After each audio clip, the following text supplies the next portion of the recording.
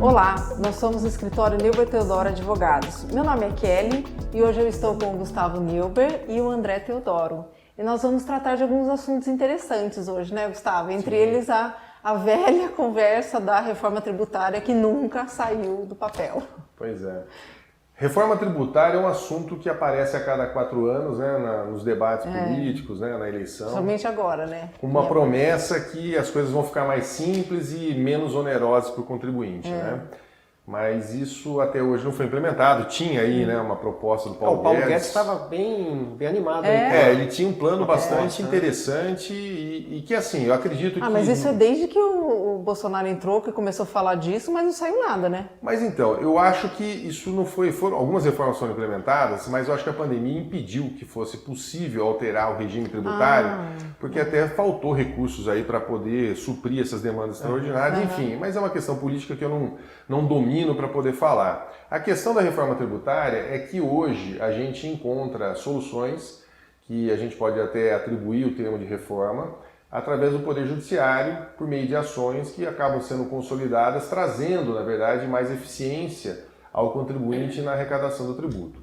Então tem muita coisa que às vezes o empresário pode fazer, até às vezes não sabe que pode, mas aqui o nosso papel é levar a ele essa informação, e que isso poderia trazer para ele o benefício de uma reforma. Um exemplo, por exemplo, né, dentro das 1000 possibilidades que existem dentro desse universo, a questão da redução, né, da não incidência do INSS patronal, que é aquela contribuição de 20% sobre o valor da folha, em algumas verbas que compõem a folha salarial. Um exemplo, está consolidado hoje no STF que no judiciário em si, né, as decisões elas são hoje todas favoráveis nesse sentido, que você não deve pagar essa participação, essa contribuição do patrão, né, do empreendedor, sobre o valor da folha, naquilo que incide sobre o salário maternidade, os 15 primeiros dias do auxílio-doença, o vale-transporte pago em pecúnia, em dinheiro.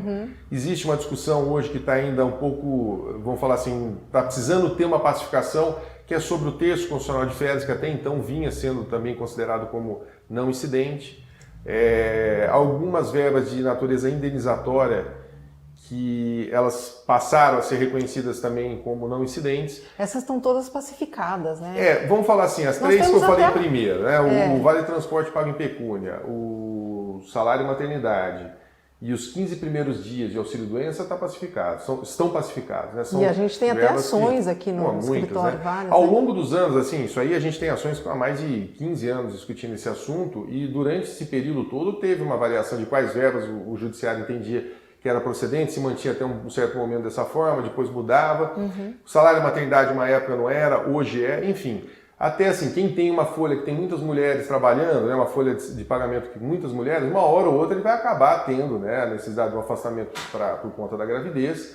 E esse período ele faz o pagamento do salário de maternidade, tem que recolher sobre o valor total desse salário 20% como contribuição patronal.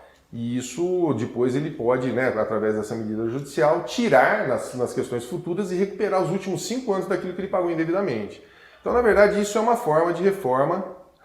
Vamos ser trocadilho, é uma forma de reforma tributária. Só para a gente entender melhor aqui, né, para o pessoal que está assistindo também entender melhor, quando você fala de reforma tributária via judicial, na verdade não é uma reforma propriamente dita, vamos dizer assim, um amoldamento que você pode usar essa palavra, né? É um amoldamento que o judiciário dá numa determinada situação que acaba, querendo ou não, reformando assim, né? Você leva um assunto para o Poder Judiciário, esse assunto é enfrentado, né, por diversos juízes. Chega um momento que existe uma pacificação de entendimento e quando isso existe, dá uma segurança para a gente dizer que é possível a redução. Não é só, vamos falar assim, uma aventura ou a busca por uma tese que ainda não está consolidada. Isso tem muitas, né? Mas, por exemplo, a exclusão do INSS patronal dessas verbas que a gente está falando aqui, isso já é um assunto que está há muito tempo, é maduro, é consolidado. Isso porque eles entendem que isso aí tem uma parcela indenizatória e por isso não tem natureza salarial, né? Por exemplo, o salário maternidade tem natureza de benefício previdenciário. Sim. Né? Então, não deveria o empreendedor, o patrão, pagar os 20% sobre esse valor, sendo que quem está, na verdade, oferecendo isso é a Previdência. É que ele adianta esse dinheiro depois ele vai se compensando nas contribuições que ele tem. Então vamos falar assim, existiu uma injustiça e o judiciário foi lá e corrigiu. Tem outras questões, né? Por exemplo, hoje é um assunto muito difundido e é a exclusão do ICMS da base de cálculo do PIS e COFINS, era considerada a ação do século, em 2017 teve uma decisão com repercussão geral no STF, foi entendido que a base de cálculo do PIS e da COFINS não deve incidir o ICMS. Ou seja, você antes colocava o ICMS para depois calcular PIS e a COFINS. Hoje não. Isso dá em torno de 18% no valor da arrecadação de PIS e COFINS de redução. Né? Então isso já é uma decisão que está pacificada, todo mundo deve procurar, ou através do escritório de contabilidade, o seu escritório jurídico, né? Para poder ter uma assessoria. Se você ainda não fez, isso é uma obrigação sua. E quando a gente fala de obrigação, eu entendo da seguinte forma, né? Quem não faz isso, por alguma questão, às vezes, eu tenho receio, enfim... Não é feito de ofício pela Fazenda. Ele não pode ir lá simplesmente sem uma orientação, né? Quando não, você assim, não... A Fazenda de não querer vai fazer receber, não reconhece, tem que buscar. O ICMS hoje do PIS e COFINS já está tendo um entendimento da Receita que ela não pode mais lutar contra uma decisão de repercussão geral. Tá. Mas, por exemplo, sempre você precisa de uma autorização judicial para que você tenha segurança. Porque se você faz isso e depois é autuado, vem multa, vem juro, vem um monte de coisa e transforma aquilo no problema. Tá. Mas, então vamos lá, né? Você tem essa questão da exclusão do ICMS da base de cálculo do PIS e COFINS. Eu estou falando por que é uma obrigação, muitas vezes, do empresário, né? Ou até da pessoa física, buscar essa... Mas assim, mais do empresário, por que ele tem que buscar essa solução? Porque se ele não faz isso, e ele está numa concorrência hoje direta, né? Ele tem lá os concorrentes dele, e o concorrente já adotou uma medida de redução tributária para, por exemplo, do PIS e COFINS. Ele entra apresentando um cálculo, né? uma proposta com um cálculo de custo, e lá dentro está computado aquele tributo que ele não deveria pagar. Enquanto que o concorrente dele tem isso ou em margem de lucro ou em desconto. Então, na verdade, ele já está entrando em desvantagem. Que ele precisa, na verdade, se valer de tudo aquilo que ele tem direito para ele poder fazer um ajuste na questão tributária dele. Isso é inteligência tributária. Entendi. E aí existem outras questões, né? Por exemplo, a gente falou do ICMS, né? Você tirar o ICMS da base de cálculo. Isso teve uma grande divulgação nas mídias, mas tem uma segunda situação por um tributo que é muito parecido, né? Muito similar, que é o ISS-QN. Esse é municipal, municipal, né? isso que eu ia falar, né? Ou você contribui pela circulação de mercadorias e serviços, o ICMS, ou pela prestação de serviço de qualquer natureza, o ISS-QN. Então, se você é contribuinte do ISS-QN, a alíquota hoje em torno de 5%, porque tem variação de município para município, você pode também buscar a redução do seu PIS e COFINS, excluindo o ISS-QN da base de cálculo. Mas o do ISS não está pacificado ainda. Então, ele já, na verdade, está muito maduro. Nós aqui no escritório devemos ter, não sei, assim, tem uma infinidade de ações nesse sentido procedentes. É que hoje existe um afetamento desse tema, está sendo discutido no STF, da mesma forma que foi discutido a exclusão do ICMS, e a tendência é que... a lógica é a mesma. A lógica é a mesma, só muda, na verdade, o nome do tributo, ele é aplicado da mesma forma, no mesmo momento, só que um para circulação de mercadorias e serviços e outro para serviços de qualquer natureza. Existem as tabelas que enquadram, mas assim, se você contribuir do ISS-QN, você tem direito de tirar da mesma forma que aquele que é contribuinte do ICMS. Então isso já reduz também, na base de cálculo, em torno de uns 5%. A gente faz um cálculo grosso, porque também a tributação tem alíquotas diferentes para o município, mas em regra vai ser essa a redução da sua contribuição para o PIS e para a COFINS dentro desse planejamento de redução tributária. Gustavo, por falar de imposto municipal, tem uma questão que envolve também o ITBI, não tem? Tem. Bom, a questão do ITBI é a base de cálculo que hoje as prefeituras adotam, né, para poder lançar a alíquota que, vamos falar assim, São Paulo é 2%, Campinas 1,5%, cada município tem a alíquota de vigência. Que a discussão toda é que em 2014 foi criada a tabela de referência, de valores de referência. Esse valor de referência, ele era mais ou menos uma atualização, né, do valor venal, que eles tinham pré-estabelecido para lançar o IPTU, né? Mas considerando que teve uma valorização imobiliária muito grande, então tinha uma defasagem, a prefeitura entendeu que estava perdendo, na verdade, a arrecadação e fez essa tabela de referência e os cartórios utilizavam ela na hora de lavrar a escritura de compra e venda para poder calcular o ITBI. O entendimento hoje, que está consolidado no judiciário, no Poder Judiciário, é que o valor, a base de cálculo para se lançar a alíquota do ITBI é o valor da operação. Aí você vai me dizer assim, mas os cartórios, muitas vezes eles dizem que é o valor venal ou o valor da operação aquele que for maior. O entendimento consolidado é que o valor da operação é que é tributado, né? Então, se por acaso você, dentro de uma operação, teve que pagar algo a mais, né, considerar uma base de cálculo a mais, porque utilizou o valor venal, você tem direito de pedir a restituição desse valor. Nossa. E se você vai fazer uma compra, muitas vezes você entra com o mandado de segurança, consegue uma autorização para que você utilize a base de cálculo, que é o valor da operação. Agora, vamos lá, você faz lá uma compra e venda de um imóvel de 500 mil e, por uma questão, vamos falar assim, uma fraude, coloca 300 mil e aí você vai tributar menos. Aí você vai falar assim, poxa, eu estou tendo um ganho. Mas esse tributo, o ITBI, ele vai ser homologado lá na frente, tem 5 anos para a prefeitura homologar. Se ela entender que o valor da operação foi mascarado, foi colocado a menos do que o valor de mercado, ela vai sim lançar de ofício essa diferença com multa e juros e vai te cobrar isso aí. Então o que eu quero dizer é o seguinte, né? Você muitas vezes está pagando a mais porque não sabe que o valor da operação é a base de cálculo para o ITBI. E se o valor venal for maior, você não é obrigado a aceitar. Você pode buscar uma solução judicial antes, que te garanta o direito de recolher por menos, ou pedir o ressarcimento daquilo que você pagou a mais depois de ter feito o recolhimento para lavrar a escritura. E se a pessoa se deparar no momento da lavratura da escritura de compra e venda, se deparar com o ITBI ali com base numa tabela de referência da prefeitura, isso aí... Isso aí tem uma ilegalidade. É que muitas vezes o cartório não vai fazer. Então, porque o cartório também tem uma responsabilidade solidária, né, com a tributação das operações que ele movimenta ali. Então, o que eu recomendo, ou que a pessoa busque uma medida judicial antes de ir lavrar a escritura e com a liminar ou com uma decisão já consolidada, ele vai assegurar o cartório que esse é o valor a ser considerado com base de cálculo, ou depois de pagar, buscar o ressarcimento do valor pago a mais. Tá bom. Essa é a forma que eu entendo mais segura e correta. Tem outros temas também, né, que estão... Sim.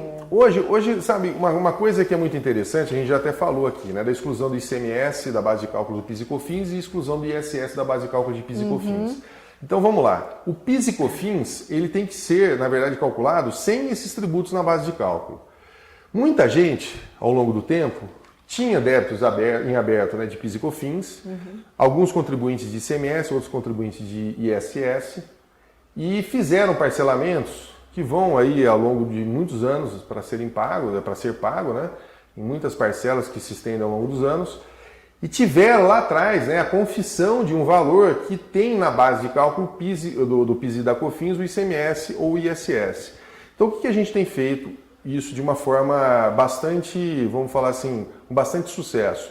A revisão através de um perito, a gente identifica nos parcelamentos que as pessoas têm, parcelamento de dívida de PIS e COFINS, aonde foi considerado a base de cálculo do PIS e COFINS, o ICMS ou o ISS-QN, a gente faz o cálculo daquilo que ele, na verdade, declarou devido a mais, vê as parcelas que ele pagou, o quanto ele deveria ter pago a menos, e as futuras, o quanto ele tem que reduzir nas parcelas. A gente usa esse valor que ele pagou a mais para compensar com os débitos futuros. Fica um crédito para você na verdade esse crédito ele já quita parcelas. Tá. E as futuras a gente faz uma redução no valor.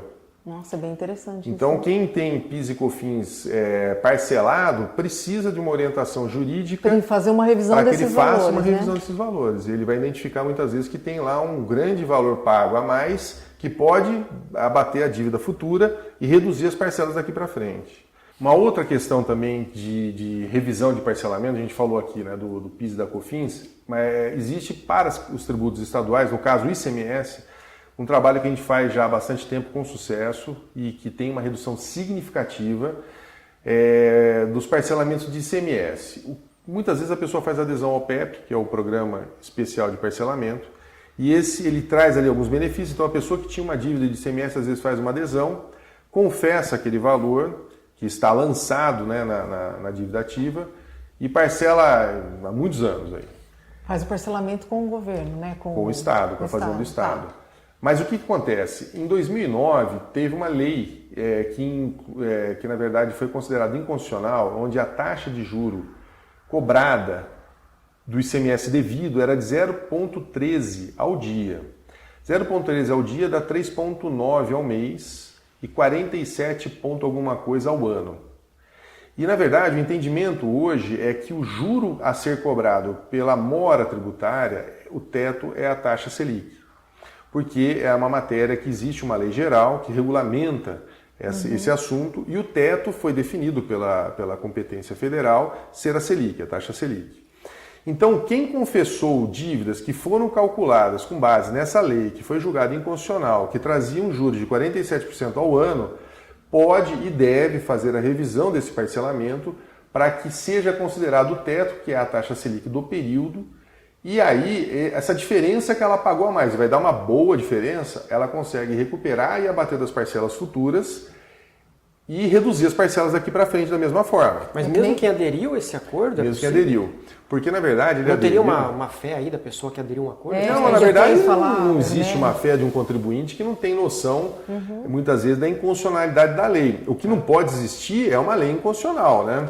Porque a lei, na verdade, ela nem existe quando ela é inconstitucional, existe uma aparência de lei. Quando ela supera os limites, onde ela ultrapassa aquilo que ela poderia ser, naquilo lá ela não deveria surtir efeito. Entendi. Mas as pessoas, muitas vezes, sem a informação ou sem uma intervenção junto ao Poder Judiciário, acreditam que ela tem vigência. Acaba aderindo, né? Está em vigor. E aí depois descobre. Então é o caso, muita gente fez adesão e até às vezes você não tem como discutir isso, né, na hora de fazer o parcelamento, mas depois de ter isso consolidado dentro de um parcelamento, você pode fazer o cálculo, levar até o seu advogado, o seu contador, enfim, uma pessoa que tem habilidade com o tributo, e ele vai fazer a apuração do valor que foi cobrado a mais nesse acordo e pedir a restituição e o abatimento daquilo que pagou a mais nos valores futuros. Então, a questão do ICMS... Esse pedido tem que ser feito judicial ou a Fazenda admite essa... Então, existe... Na verdade é o seguinte, né? A Fazenda, ela deveria reconhecer isso administrativamente, mas ela não reconhece. Mas aí tem que entrar com ação judicial. Aí você faz um pedido de... E já vai com esse cálculo pronto também, Leva né? o cálculo pronto, Exatamente. Faz o pedido, porque assim, quando você tem uma declaração de inconstitucionalidade, a Fazenda naturalmente ela deveria acolher.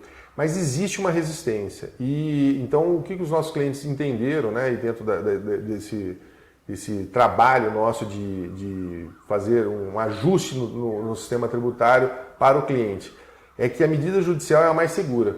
Porque se ele for administrativamente tiver negado, aí não vai adiantar nada. Não adianta nada, né? Então, na verdade, é esse o caminho que a gente recomenda. Tem um outro assunto também referente à contribuição de terceiros agora, né? Esse é um outro assunto que incide sobre a folha de pagamento da empresa, né? Essa discussão é uma discussão que eu considero, para quem tem uma folha de pagamento grande, talvez uma das maiores questões tributárias a serem, vamos falar assim, a ser decidida de forma a favorecer na redução de encargos para o empregador. Esses terceiros, só para que o pessoal entenda direitinho, quem seriam? Então, você tem que pagar essa contribuição que, em regra, ela gira em torno de, vamos falar assim, chega ao teto de 5,8% sobre o valor da folha. Ela é destinada para terceiras, vamos falar assim, os terceiros quem são? São prestadores de serviço que estão ligados à atividade do governo, como SESI, SENAI, SESC. Existe uma série de instituições, algumas do Sistema S, né, outras que não são do Sistema S, que acabam tendo um repasse desse valor que você faz a contribuição sobre o valor da folha. A contribuição ela chega até 5,8%, depende da sua atividade. Então, vamos dizer, a pessoa que tem uma folha grande, tem 1.000 empregados lá, vamos dizer que eles ganhem, tem um ticket médio de R$2.000, um exemplo. Acho que no estado de São Paulo não é assim, mas vamos falar um ticket médio de R$2.000. 1.000 funcionários, você tem R$2 milhões. 5,8%, você calcula quanto que dá isso aí. É muito dinheiro. É uma contribuição... O que vem hoje ser discutido nessa ação que reduz a base de cálculo para contribuição de terceiros a 20 salários? É que existe lá uma mutação, vamos falar assim, legislativa, que ela foi depois interpretada como não vamos falar subsistente, ela não deve ser considerada válida, em que a base de cálculo hoje é a folha total, mas antigamente, lá atrás, era de 20 salários. Então ele contribuía para o sistema, para os terceiros, sob 20 salários. O que se busca nessa ação é mostrar que as mudanças da legislação não alteraram esse entendimento, essa imposição que a base de cálculo se limita a 20 salários, e não o total da folha. né? Então, a gente consegue hoje, nós temos algumas sentenças aqui, vamos falar, é um tema que ele não é tão recente, mas ele também não é tão antigo. Então, existe hoje o afetamento dessa matéria no STF para poder dar um posicionamento definitivo, mas todo mundo tem que entrar, porque quem chegar antes das decisões com repercussão geral pode até numa modulação de efeito. O que é modulação de efeito? É dizer o alcance da decisão, né, até onde ela vai retroagir. Quem entrar primeiro, talvez, antes dessa decisão, talvez não tenha nenhum prejuízo com a modulação. E aí é uma questão mais técnica, modulação, não vamos discutir isso aqui.